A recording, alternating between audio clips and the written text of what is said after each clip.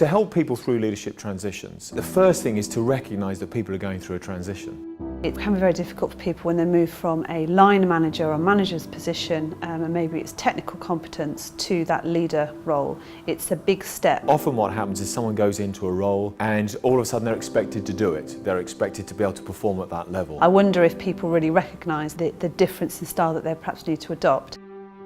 In terms of managing leadership transitions, I think it is recognising key stages such as moving from being an individual contributor to someone who's leading a team, and then someone who's leading a team to leading others, and they need to be supported in that process. I think there's something about providing them with ongoing support, for example coaching or mentoring.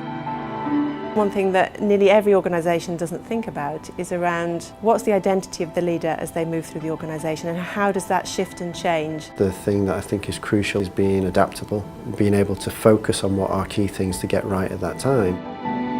The biggest challenge is how do organisations grow for themselves and in their leaders a learning mindset. They need to stop doing some things and start doing other things. Often people hold on to things because they love being an expert. A strength that you saw in a manager that you thought would work very well to be a leader actually can become the reverse.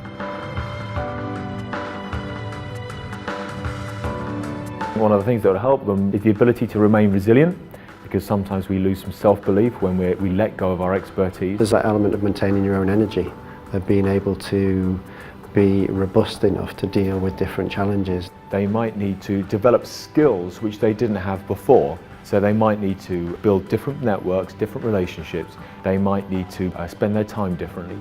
All of these things really have to be a conscious effort. So I think an organisation that recognises that knows what sort of changes they're looking for, and then supports and challenges that leader to make those transitions. That is the essence of successful leadership transition.